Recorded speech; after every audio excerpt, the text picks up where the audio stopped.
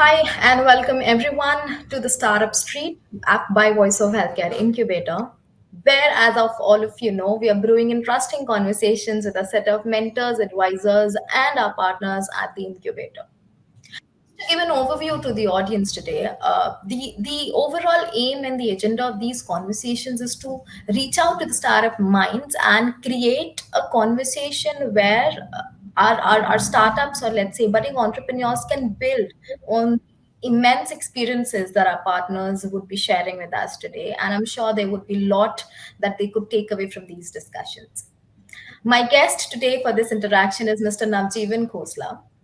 Mr. Khosla is currently the partner at Novo Holdings since August 2021, focusing on deal sourcing and execution, as well as in managing and developing the growing portfolio of investments, focusing primarily on the markets in China, India, and Southeast Asia. He's also at the board of various health tech companies, Cure.ai, MedGenome, HaloDoc, just to name a few. Now started his investment career with Merrill Lynch in Hong Kong and moved to UBS Global Asset Management in Singapore. Before joining Novo Holdings Asia, Now was also the director at Quadria Capital, which is a mid-market private equity firm focusing on healthcare investments in India and Southeast Asia. And prior to that, Now was also the managing director at Fosun, where he worked on both public and private healthcare investment opportunities along the Asia Pacific region. With that, thank you so much today for joining us, Nav. It's a pleasure to have you. Thank you. Thank you. Pleasure to meet you here. Sure. So while was just mentioning about all of the diverse experiences that you have in and around the Asian region, probably more than that as well. Before that, again, as far as I think your academics are concerned, you are an engineer, and then who ventured into the investment, and you ventured into investment banking, and now you're also at the board of various health tech and allow me to say successful companies. But as I said in the start, we would like to know a bit more about your journey, where you started, how the transition became from an engineer to investments, and now, venturing out to a lot of such companies. So over to you now. Thank you. Uh, so, as you said, so I'm an engineer primarily. Started. So my studies were at IT Kharagpur. I was a mechanical engineer there. My first job was ITC. Ironically, I was a shop floor manager. That was my first job. It was quite interesting for 2 years in ITC, one of the ITC plants in Bangalore. But I think I quickly kind of recognized that uh, that it's not only the operational part, but to know a business in totality was very important, right from supply chain to finances to the strategy, and also playing a part in the growth of the business. So that prompted me to go to do my MBA from IIM Ahmedabad. Uh, and in IM, I did quite well in finance. I really liked the numbers. I really liked the devising the financial strategy, understanding the finances, how things work from the financial point of view, how the companies grow. So, so the next logical path was to appear for investment banking interviews, which I did quite well and joined Merrill Lynch in Hong Kong.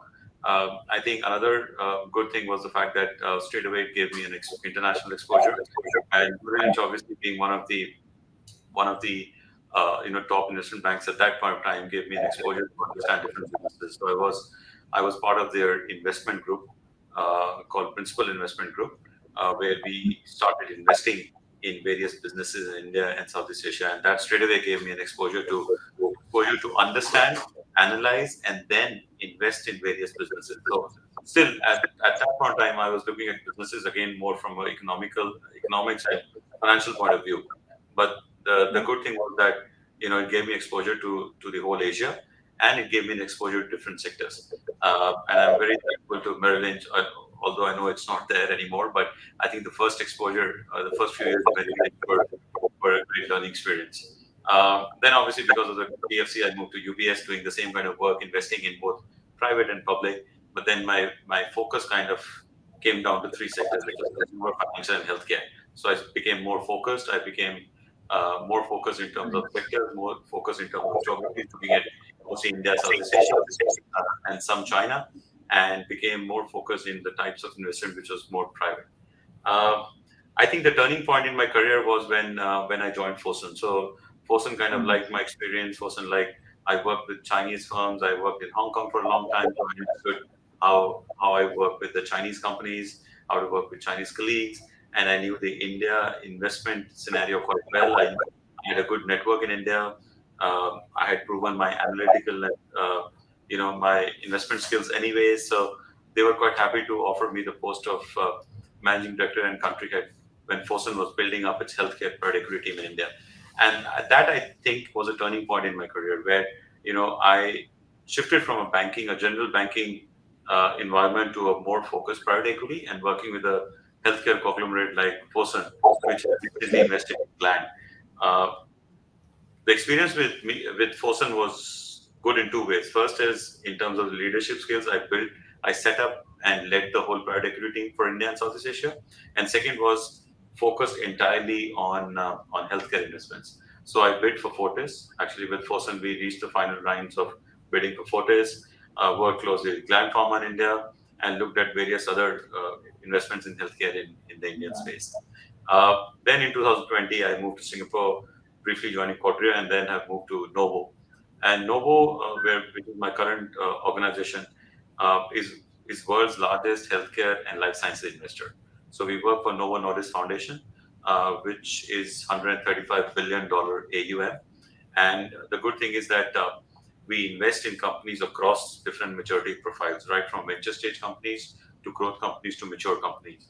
And as you mentioned, in India, and you named it correctly. So Cure is more like a venture stage company. Medgenome is more like a growth company, and we are also investors in Medanta Hospital, which is a mature company.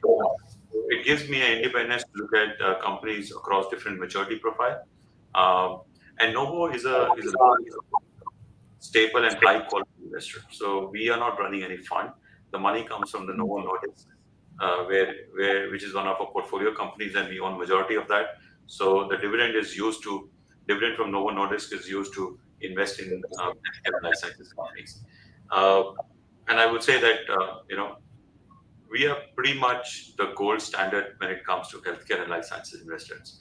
And we look at all the subsegments of healthcare, including patient services, pharma, life sciences, CROs, CDMOs, digital healthcare, healthcare technology, medtech, medical tools, and biopharma and biotech.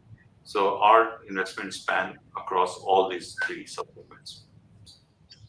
So Got it. that's my journey. That's my career journey in a nutshell. That's one extensive journey, and I'm sure it was very hard to put it in probably a few words. The kind of experience that you have, and the kind of diversity of experiences that you have. And while you were talking, of course, since you are representing the investment end and the financial and of the business, I'm sure that you come across, I'd say, millions of or hundreds, let's say, of startups, ideas that come across to you. And some of them might be early age startups, some of them might be, again, mature businesses. But as per you, how should early age startups prepare themselves, number one, to be investment worthy? And are there any specific set of qualities which, from an investments lens, that you see that these are the characteristics that stand out for a startup for me to venture out in it? So. Sure. Yeah. As you said correctly, we do come across a lot of early stage, startups, pre-revenue sometimes just ideas.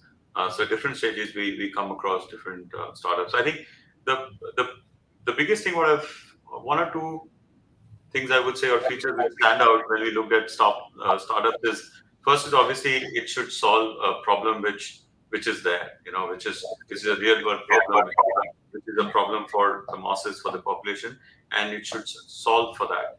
For example, as I told you, we look at digital healthcare startups. So digital technology like Cure.ai, for example, helps to use technology or AI to scan various images. So that's an X-ray images. In India, X-ray is the first step when you go to a hospital, or is the first step of imaging or diagnostics, and it scans your X-ray with the use of AI. So as an example, there was a real world problem that we solved, so that one can analyze the X-rays with a turnaround time of a minute or 2 minutes. I think that is a fantastic product.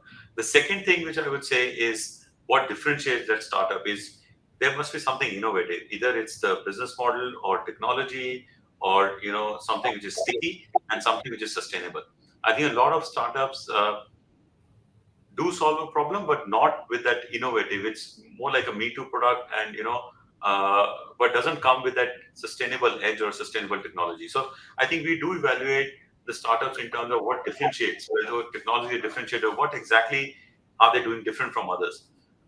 The third, and I think one of the most important, is the potential to scale, because as you said, you'll find hundreds and thousands of startups, but it is when it comes to investment, the scalability is one of the most important things. Whether that startup will be able to scale, and cover all population. For example, in Singapore, let's say it's a very ironical example. Singapore, I mean, has a very good innovation hub and infrastructure. The government provides funding infrastructure and a lot of startups here. But just because Singapore is a small country, the startups are not able to scale up.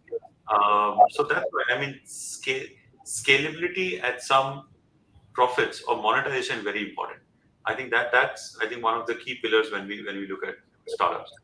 The fourth one is obviously the team, okay, especially the founder, because I think more than the company, if you invest in the startup, you are betting on the founder and the founding team.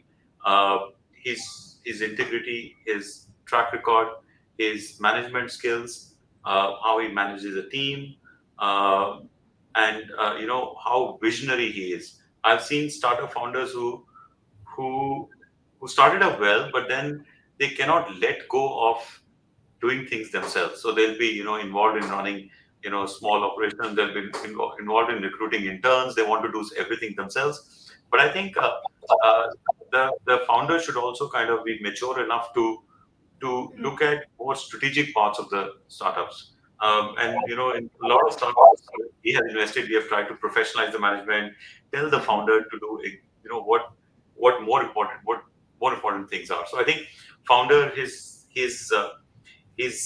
visionary skills, his integrity, his track record, his management skills are very important. And similarly, that goes with the key KMPs as well, which is the key management people, like his CTO, CMO, people who are part of the founding team. So I think that the whole cohort is very important. We need to analyze that, how long they have been working together, what are they thinking. So that's another important part. Uh, and finally, I think every founder, every startup, even if they're not profitable, should have profitability and monetization in mind. Uh, you know, I actually, when I meet the startup, although I know they might not be profitable, burning cash is fine, but it's very important that the founder has that path clearly defined of profitability and monetization, because in the end, you know, yes, they're providing services to customers, but again, they need to make money for the investors. Okay, because that's what startup is. Ultimately, they need to be economically viable, and there are really a long list of examples in India where they are solving a real world problem. The founder is very good. They have the technology, but it's just that they don't have a good business model, and they cannot be profitable for a long period of time, and that's why they have to keep coming to the market to raise money. Ultimately, the market will have ups and downs, and which we are experiencing right now, where supposedly the funding winter comes and they're not able to raise any money, and that all the things like your technology, like your founding team, like your real solving problem, all goes down the drain because there's no capital. So I think it's very important for every founder to at least have a vision of how the firm will become profitable. How can they profitably monetize the product? I think those five characteristics I look out when I invest in a startup. Right, right. Amazing. Thank you for that, Nav. You mentioned extensively about a fact that about building the founding team, building the foundation right across. So there's a stage when you actually need to sit and recognize that I need a few expertise hands now to build the founding team. And while I was um, before this interaction, I was interacting with a few experts who come from the legal background, and they said I think according to them the biggest mistakes that a founder makes is at the stage where they build the founding team. Maybe the time is not right, or maybe they do extensive hiring at the wrong amount of time. So that's one. Maybe a similar feedback that I've been getting from a lot of experts like you all.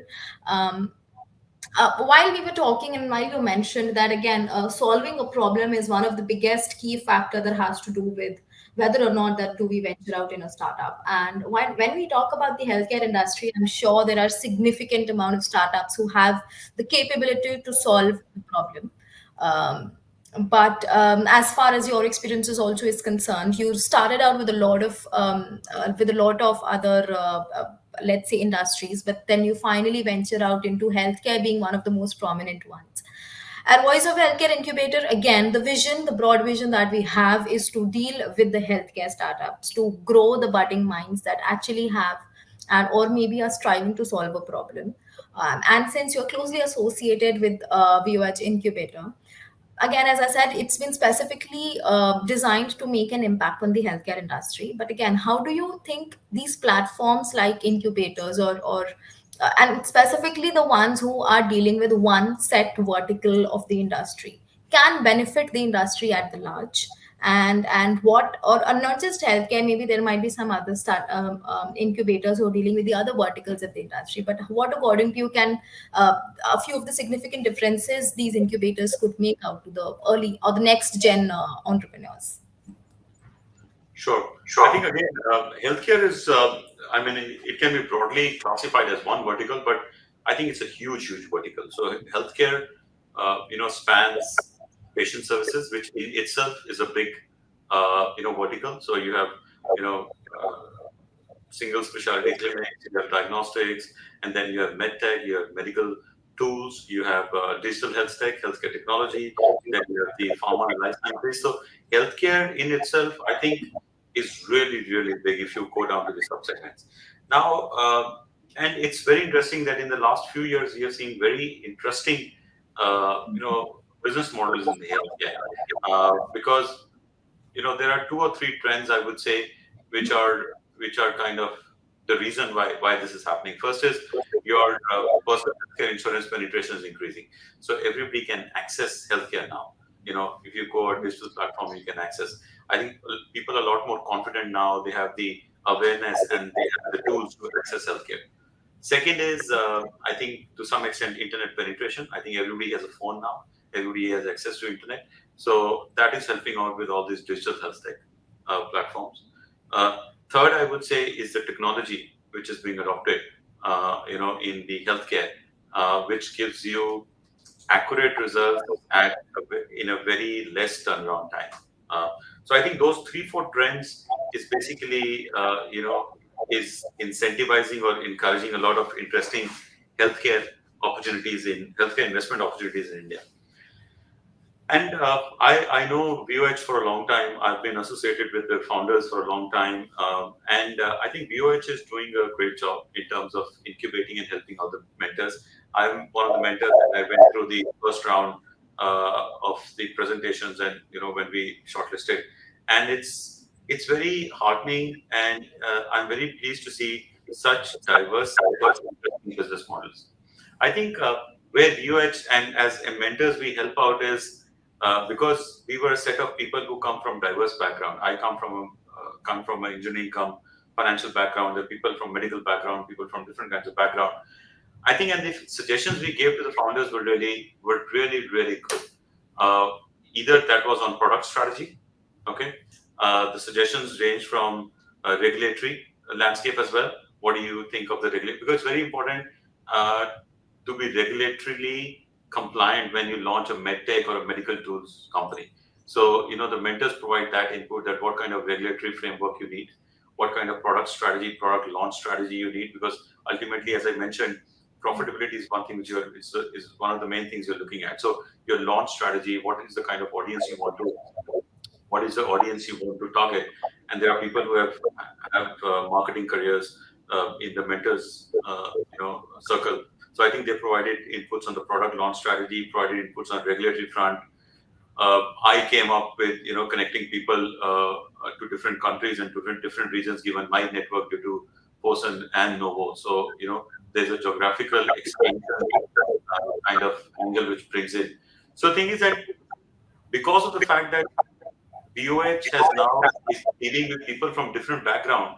So you get very ideas which can help the founder from end to end, right? From strategy, operations, finance to regulatory wise. So that's very good. Ultimately, what happens in smaller incubator forums, which I've seen is, and I've been part of few, that you just it's a lot more lip service and it's a lot more I would say very high end and global advices which are given to the founders. But here in VOH, I've seen that we have been giving very focused advice to the founders. Something which they can do, they must do, and it's easy to do, and something which is very focused, which can result in something we want. So that is one thing I really like. That VOH has been very focused. That's one area. The second is the reach of VOH and the popularity of VOH. And VOH has been obviously organizing a lot of conferences, organizing a lot of summits. So the network within the VOH is great. So the founders are able to access that network. I mean, out of the mentor circle as well. I mean, VOH is able to connect people from diverse backgrounds to the founders. I think that's also very great. And the third is the founders of VOH itself come from medical background, which is great because you find a lot of incubators where the founders are doing it just as a business or they don't have the inherent knowledge of that sector.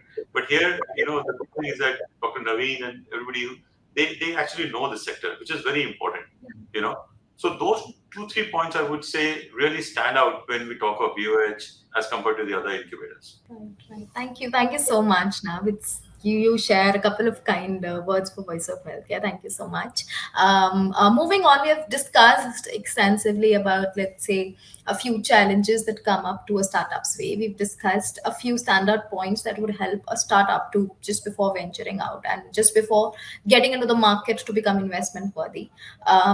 We are now at the conclusion of the discussion. So, would there be any sort of an advice that you would like to give to early age startups who are trying to find the place for their product or a service through which the problem they are solving in the market or seeking investment for their startup? Yeah, so I'll break that into two parts. I think I think a lot of startups uh, they don't do a basic market landscape study. You know, they actually are kind of sometimes they are just they desire that their product or their service would be taken up by the market. They have that feeling that I've made this product, it looks great to me. I think the market will like it. So that's the kind of emotions a lot of startup founders have had, and that's not bad because it's their baby, isn't it? They have given birth to it, they have nurtured it, so they think that's the best in the world, and the market will like it. But that's not how it works. I think a lot of startup founders or startup management they actually fail to do a market landscape study. It's very important to actually work with either somebody internal or I would say an independent third party consultant or somebody to do a proper market landscape study to identify the correct audiences. You know, for example, I'll tell you a small example. In one of our products and services, the company, the management or the CEO went to different hospitals and talked to a lot of these clinicians and research scientists and about the product. It was a research product, and they talked to a lot of these clinicians and research scientists, and everybody liked the product, but they couldn't sell just because they didn't talk to the right guys who were purchasing for the hospital. So you have to talk to the procurement managers, whether because those are the guys who are making decisions for the whole hospital. So you have to do a proper market landscape study, identify who is your audience, whom you are selling the product to. So that's very important. A lot of startups fail to do that. They just say that it's a great product. I think the market will like it. Let's just go to everybody and sell the product. But that doesn't happen. You have to identify. You have to target the audience. You have to do a proper market landscape study. Okay, maybe this region needs a product more than this region. Maybe our product is more okay for this age of people than this age. Maybe a product is more suited for clinics rather than hospitals. So You have to be sure of that. That is the, I think, the most important product launch or service launch strategy, I would say. In terms when they go out for investments, I think what investors like to see is two things. First is, as I told you, a vision for profitability. Even if it's not there for short term, medium term, it's fine. People are okay with it. As long as the founder and the founding management has a clear direction which the company wants to go to chase that profitability. I think investors like to listen to the story. The second thing is, I think when they go out for investments, they should be in a proper shape. The account should be in a proper shape. The book should be in proper shape, and everybody should speak the same number. Okay, so if you're talking to different people in startup, they should speak the same strategy. They should speak the same number. Because I know it's a startup, the culture is not there, the organization is still not mature, so there might be people doing different things and talking different languages, but that puts off the investor. I came across a startup where within the finance team of three people, those people spoke of three different numbers of the audited results. So they didn't know of the results. And the finance people, the three people spoke of different number. So I think when you go out to an investor, have everybody have a sit down. Everybody should speak the same number, should speak the same language. I think that's very important. Those two things I would be very important when you go out to raise money. Well, thank you so much, Nam. As I've been said a couple of times during this interaction, all of your insights, I'm very sure, are so probably practical and very useful to the ones who actually are trying to figure out a lot of problems and answering a lot of questions when it comes to maybe just figuring out how to go out into the market and how to figure out the investment, or let's say raising fund sort of a riddle. So thank you so much, Nav, for sharing your experiences with us. It has been a pleasure to interact with you. Thank you. Yeah, definitely. Pleasure mine as well. It's great to interact with you and part of the VOH as well. Looking forward to more interesting business models. Absolutely. Thank you Thank you. again. Thank you. Bye.